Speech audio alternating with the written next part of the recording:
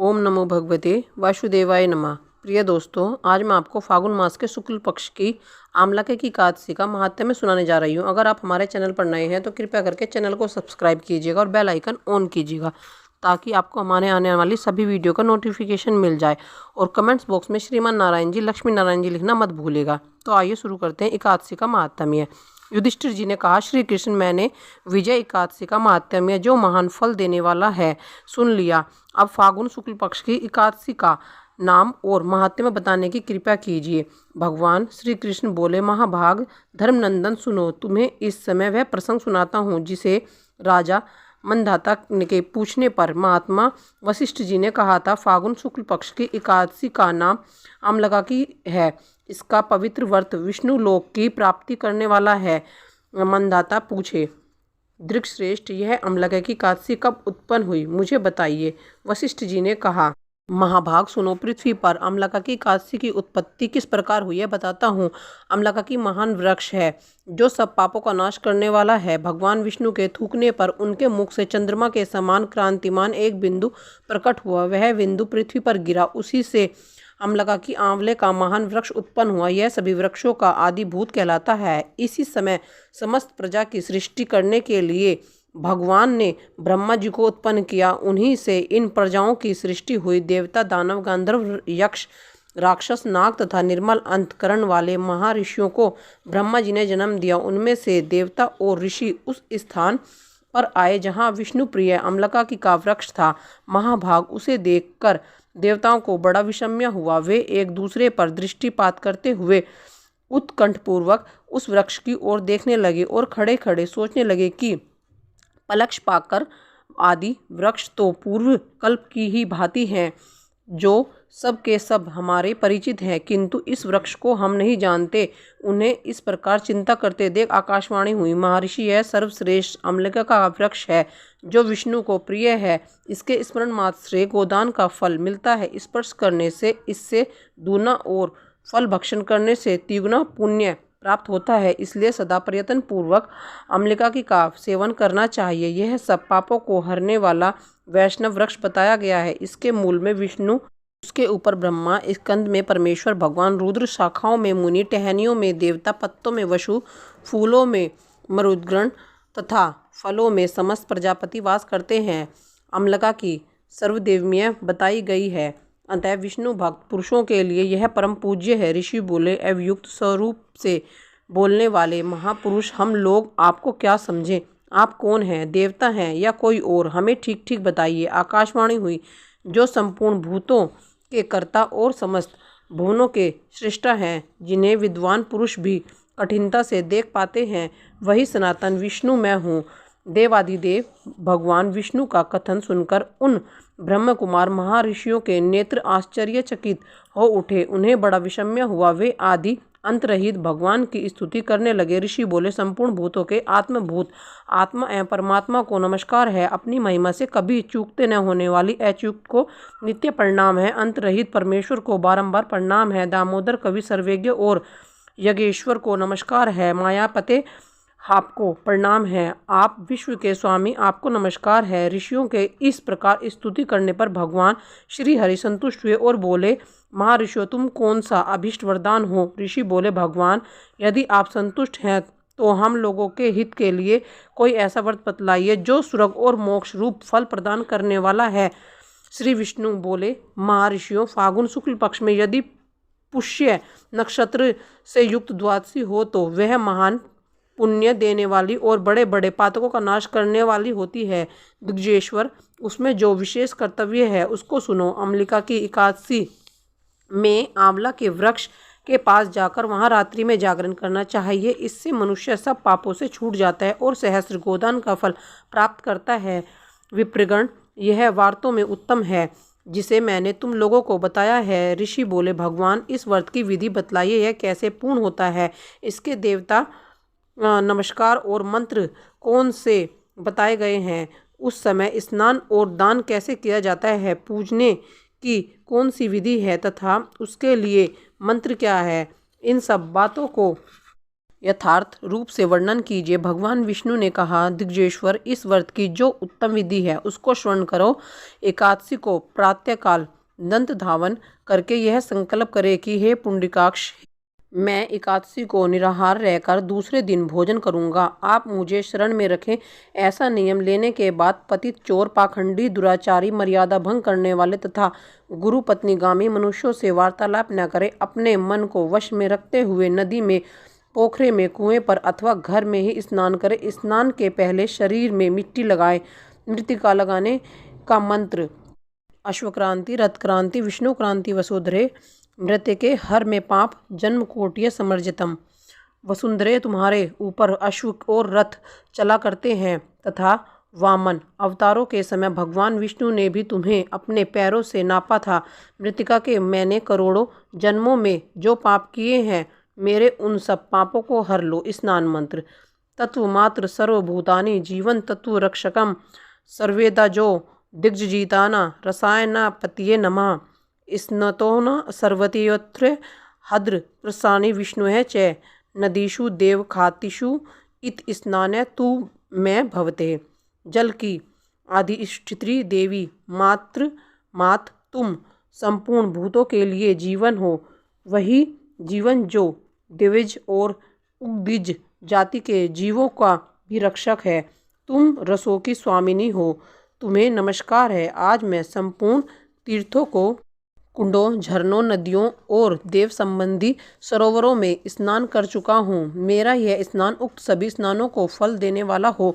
विद्वान पुरुषों को चाहिए कि वह परशुराम जी की सेना को प्रतिमा बनवाएं। प्रतिमा अपनी शक्ति और धन के अनुसार 1 या आधे मासे स्वर्ण की होनी चाहिए। स्नान के पश्चात घर आकर पूजा और हवन करें।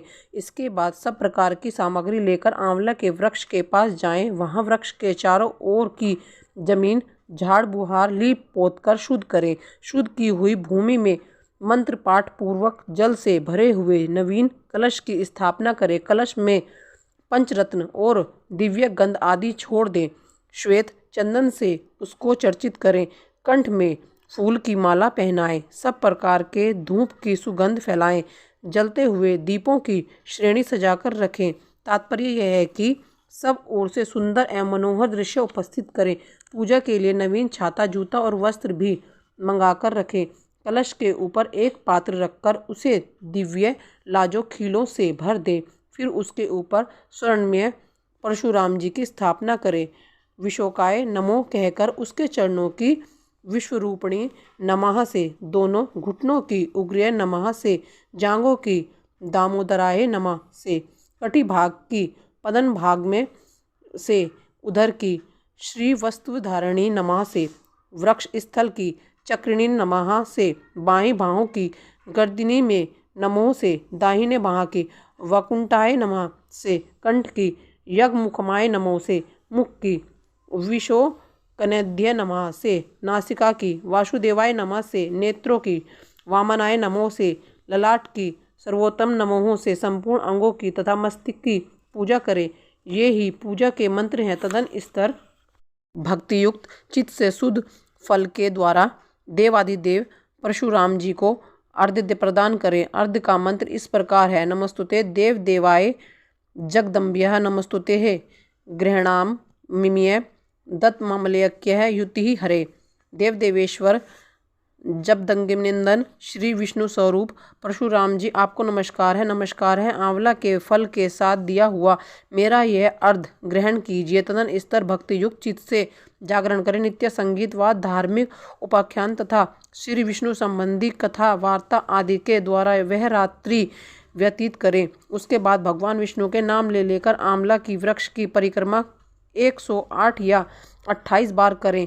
फिर सवेरा होने पर श्री हरि की आरती करें। ब्रह्मा जी की पूजा करके वहाँ की सब सामग्री उसे निवेदन कर दे। परशुराम जी का कलश, 2 वस्त्र, जूता आदि सभी वस्तुएं दान कर दे और यह भावना करे कि परशुराम जी के स्वरूप में भगवान विष्णु मुझ पर प्रसन्न हो। तब पश्चात आंवले के का स्पर्श करके उसकी प्रदक्षिणा करें और स्नान करने के बाद विधि पूर्वक ब्राह्मणों को भोजन कराएं। तदन स्तर कुटुंबियों के साथ बैठकर स्वयं भी भोजन करें। ऐसा करने से जो पुण्य प्राप्त होता है वह सब बतलाता हूँ सुनो। संपूर्ण तीर्थों के सेवन से जो पुण्य प्राप्त होता है तथा सब प्रकार के दान देने से जो फल मिलता है वह सब उपयुक्त विधि से पालन से सुलभ होता है। समस्त यज्ञों की अपेक्षा भी अधिक फल मिलता है, इसमें तनिक भी संदेह नहीं है। यह व्रत सब व्रतों में उत्तम है जिसको मैंने तुमसे पूरा वर्णन किया है। वशिष्ठ जी कहते हैं, महाराज इतना कहकर देव देवेश्वर भगवान विष्णु वहीं अंतर्ध्यान हो गए। तत्पश्चात उन समस्त महर्षियों ने उक्त व्रत का पूर्ण रूप से पालन किया। नृपश्रेष्ठ, इस प्रकार तुम्हें भी इस व्रत का अनुष्ठान करना चाहिए। भगवान श्री कृष्ण कहते हैं, युधिष्ठिर यह दीर्घवर्ष व्रत मनुष्य को सब पापों से मुक्त करने वाला है। आज का यहाँ पे फागुन मास की एकादशी का महात्म्य संपन्न होता है। तो आइए शुरू करते हैं जगदीश जी की आरती। ओम जय जगदीश हरे प्रभु जय जगदीश हरे। भक्त जनों के संकट दास जनों संकट क्षण में दूर करे। ओम जय जगदीश हरे। जो ध्यावे फल पावे दुख बिन से मन का। प्रभु दुख बिन से मन का। सुख संपत्ति घर आवे कष्ट मिटे तन का। ओम जय जगदीश हरे। मात पिता तुम मेरे शरण गऊँ मैं किसकी। प्रभु शरण गऊँ मैं किसकी। तुम बिन और न दूजा आस करूँ मैं जिसकी। ओम जय जगदीश हरे। तुम पूरन परमात्मा तुम अंतर्यामी।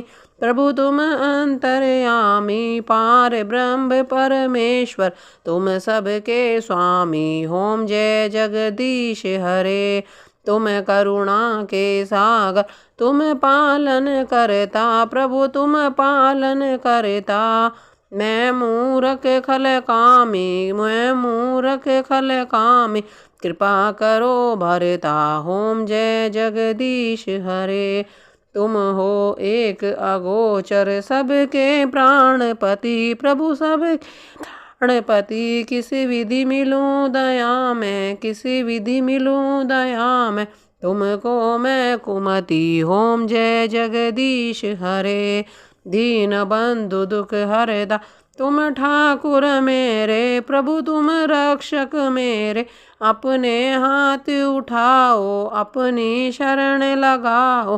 द्वार पड़ा मैं तेरे। ओम जय जगदीश हरे। विषय विकार मिटाओ पाप हरो देवा। प्रभु पाप हरो देवा। श्रद्धा भक्ति बढ़ाओ संतन की सेवा। ओम जय जगदीश हरे। तन मन धन सब कुछ है तेरा। प्रभु सब कुछ है तेरा। तेरा तुझको अर्पण क्या लागे मेरा। ओम जय जगदीश हरे। प्रेम सभाजन तुमको निश दिन ही ध्यावे। प्रभु निश दिन ही ध्यावे। पार लगा दो नैया। पार लगा दो नैया। यही अरज गावे। ओम जय जगदीश हरे। प्रभु जी की आरती जो कोई नर गावे। प्रभु प्रेम सहित वे कहते शिवानंद स्वामी। कहते हर हर स्वामी मनवांछित फल पावे। ओम जय जगदीश हरे। ओम नमो भगवते वासुदेवाय नमः।